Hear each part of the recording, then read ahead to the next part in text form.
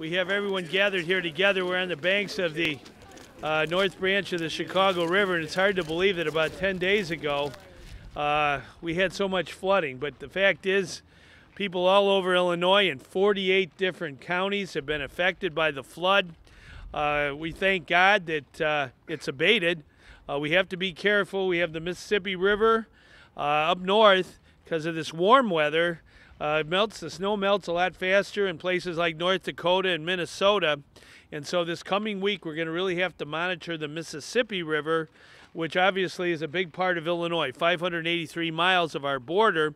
And a lot of our rivers that are tributaries flow into the Mississippi. And if the Mississippi gets swollen, it backs up other rivers. So I want to make sure everybody in Illinois is still on their toes along the Illinois River, the Fox River, the Des Plaines River, the Chicago River, you name it. We're all tributaries of the big river, Mississippi. Now, having said that, our duty now is to really assess the damage that everyone suffered during the floods. We have many, many families, businesses that have been very, very hard hit. And we have to make sure we account for the damages, the expenses, and the cleanup costs.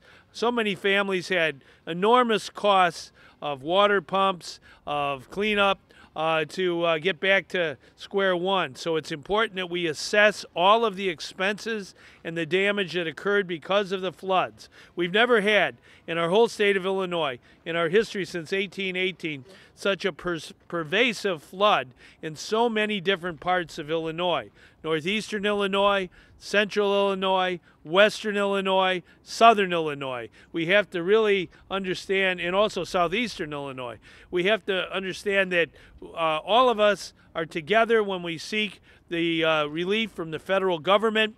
We've got to put our program together expeditiously. I'm going to have John Munkin, our Emergency Management Agency Director, talk about the beginning today of assessing in Cook, Lake, and DuPage counties the flood damage. We must do this with dispatch and get everything as comprehensively as we can. We have worked in other floods in other parts of our state and been able successfully to get relief from the federal government. We've got to do it here. And we are together as a family in Illinois. Our family was hard hit by flood waters. A lot of families had things in their basement that have been part of their family for decades that have been affected, not only their furniture and their carpeting, but their photo albums.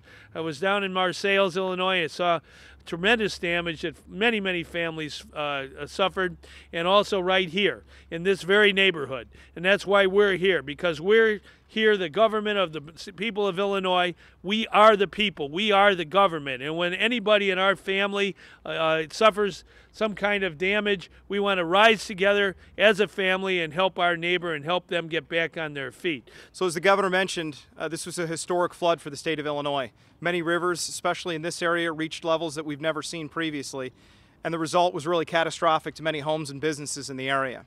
Knowing that it was such a catastrophic loss, the important part now, as the governor mentioned, is making sure that we get into the details of exactly the extent and nature of that damage. So the process that we started this morning is called preliminary damage assessment. And right now we have 5 teams that are located in Cook, Lake, and DuPage counties that are comprised of individuals from the Illinois Emergency Management Agency, the Small Business Administration, and the Federal Emergency Management Agency, working with local units of government to go to the hardest hit areas first.